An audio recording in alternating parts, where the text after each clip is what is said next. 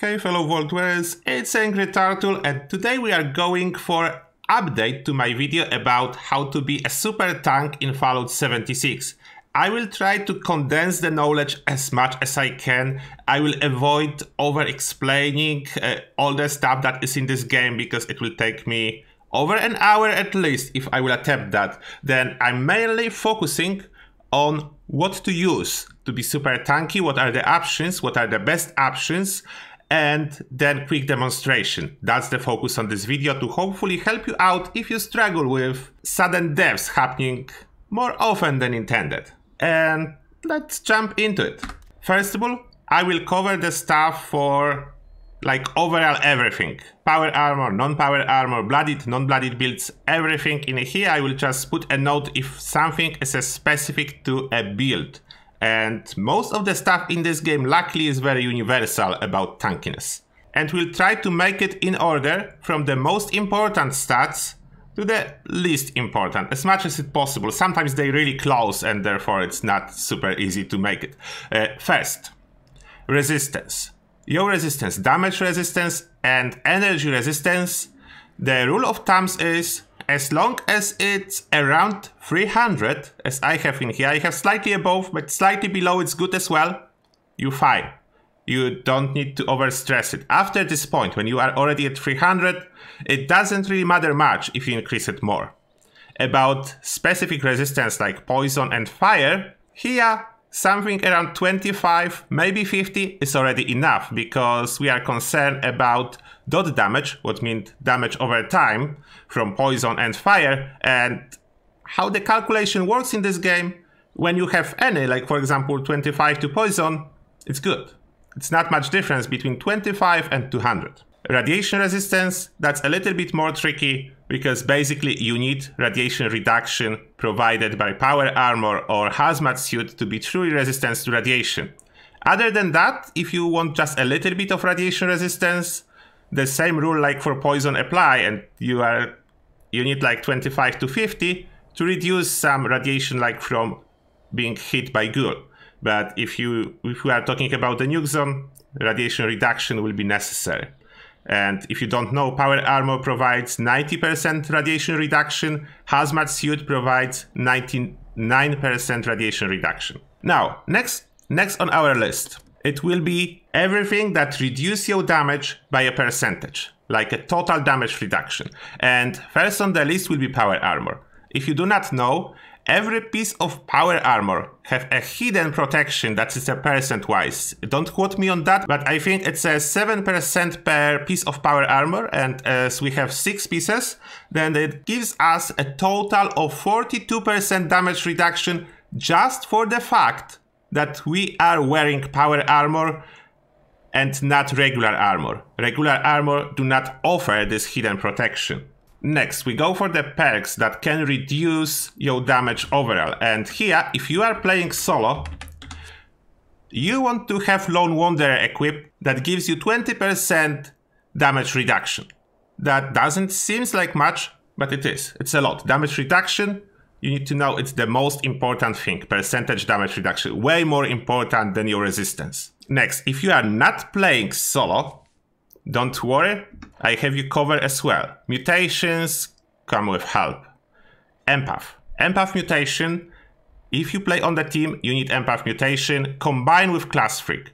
So you can see in here, it's empath mutation stats. They a little bit off because it doesn't exactly work with strength in numbers. A little bit buggy, but let's say that if you have empath combined with class freak and you are the only empath on the team, you have the same benefit like using Lone Wanderer, about the same.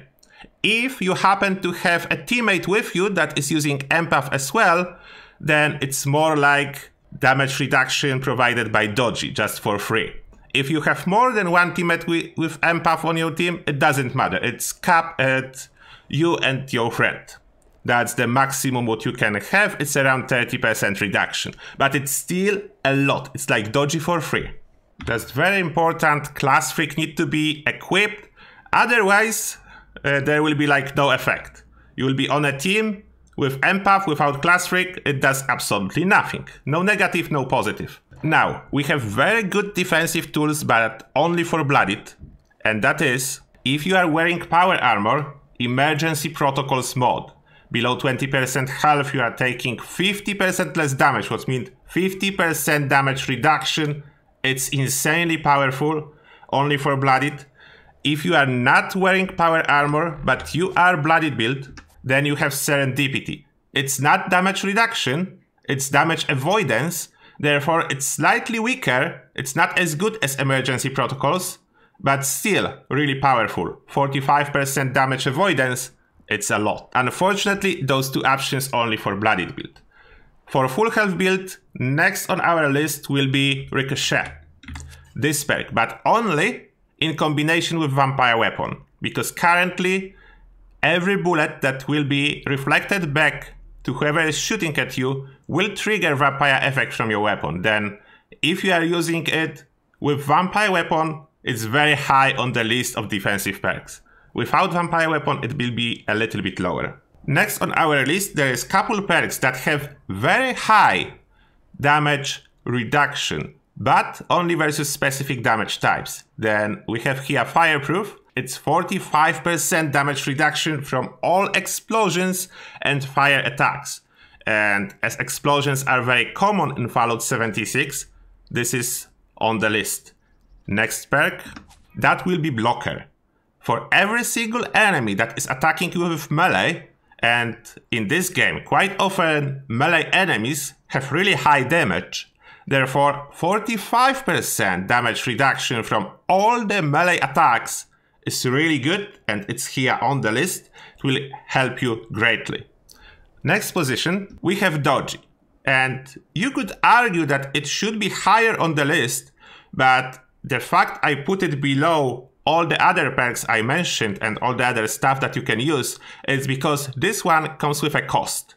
Therefore, it's not perfect for VATS users, but if you are not using VATS, if you will equip this perk and just pop up any AP regeneration like Corn Soup, for example, this is extremely powerful perk. It's 30% damage reduction all the time, as long as you have 30 AP. How it works? When you are under heavy fire, it will cost you 30 AP every 2 seconds. Therefore, of course, you need to have your AP regeneration quite high. But for all this time, you will be taking 30% less damage. You have this 30% damage reduction, what's extremely powerful. You still need to know it's a little bit buggy, and sometimes if you'll be hit really fast with multiple projectiles, it will consume a lot of your AP or even all of your AP.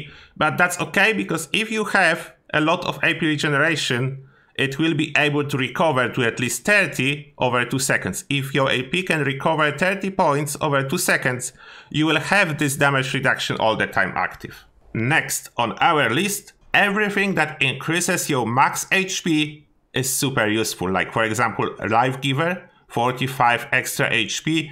For most builds, it's close to 20% damage reduction. It's not always the case. It's a little bit below, but I'm just saying it's good. As well as increasing your endurance. If you don't know, every single point in endurance that you add is giving you 5 HP. What means if you don't have enough endurance to equip Life Giver and you decide to transfer 4 points to endurance and then equip Life Giver, then you will have 20 health just from increasing endurance and 45 health from adding Life Giver for a total of 65 health. And 65 health is more than 20% damage reduction. Therefore, you can see this perk, it's almost like a second Lone Wanderer in your build. After that, we'll have all the possible temporary buffs that you can add. Like Tato Salad. If you are Herbivore, Tato Salad increasing HP by 75. That's a lot, and it lasts for 30 minutes. Therefore, temporary buffs are really good. Other example of temporary buff will be a Psycho buff, 65 HP. Unfortunately, here only for 3 minutes. Can be increased a little bit to up to 6 minutes with perks, up to 8 minutes if you combine perks and Biocom Mesh on your armor.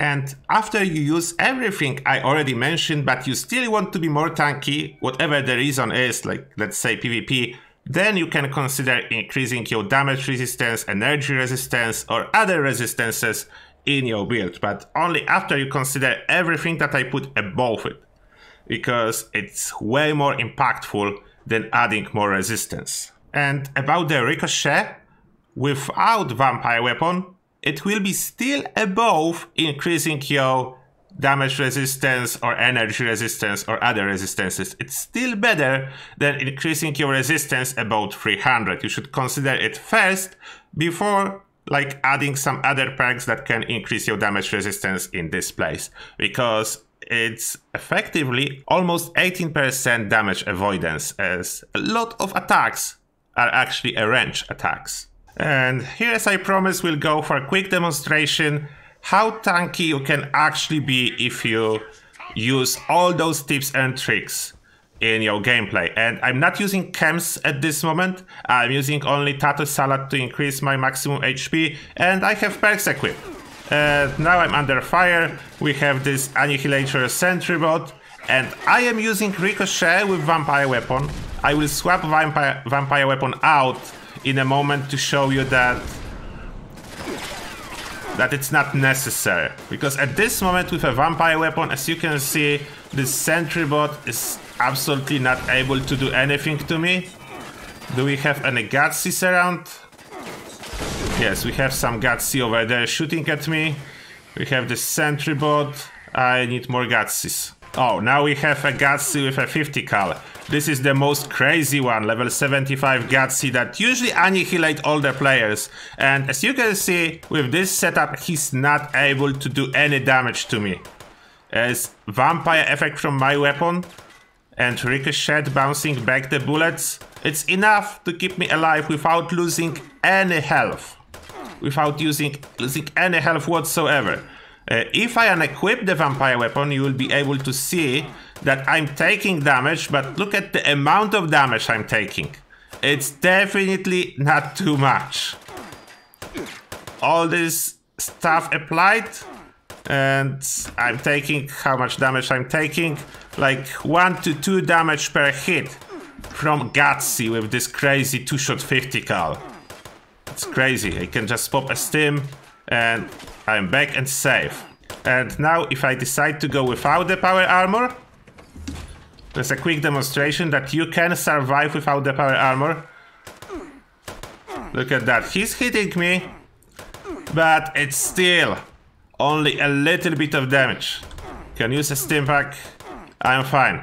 If I swap the weapon back to the vampire one, you can see the difference.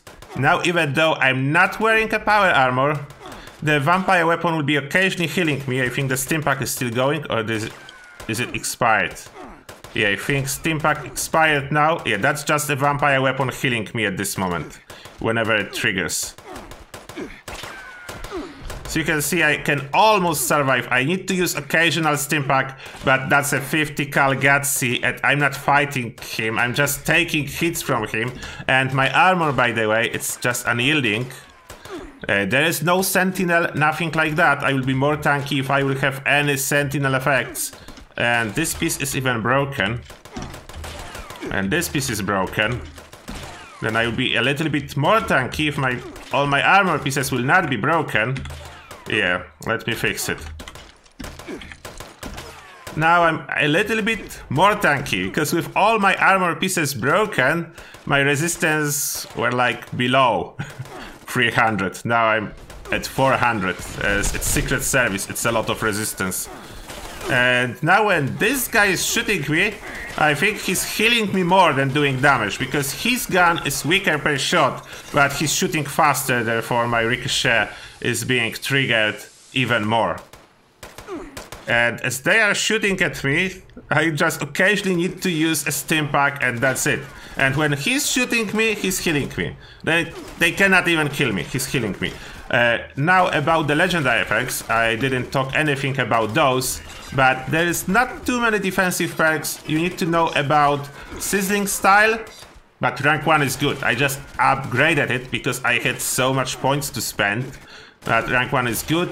The power armor defensive perk, electric absorption, you need to know that this one will provide you with healing. It's not stated here, but when you will be hit with energy damage and your fusion core will get recharged, your health will get healed as well. I don't know why, but it's supposedly intentional because we're asking in the forums and devs answered that the healing from electric absorption perk is intentional. Therefore, this one is worth upgrading to the max rank. And other one worth mentioning is Funky Dots, and this one is awesome for poison resistance as well. You just need rank 1.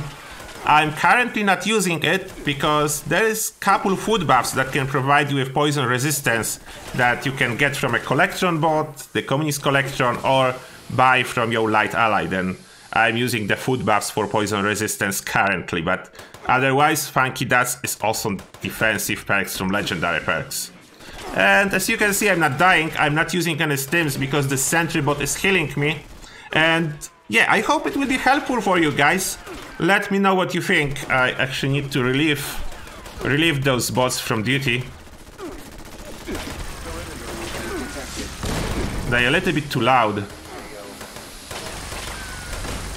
And yes, that will be about everything you need to know condensed into one video. Everything you need to know to make yourself a super tank, if you wish to. If you don't use everything that's in this video, it's still probably enough to be really tanky. Maybe not a super tank, but really tanky. Therefore, yeah, go for it. If you want to go for a tanky build, those are the options. Those are the options. You can play Blooded if you choose so, be super tanky. You can play full health and be even more tanky than super tanky. I don't know what's more tanky than super tanky, but yeah, I'm rambling too much at this point. Therefore, as always, thank you a lot for watching and see you guys in the next one.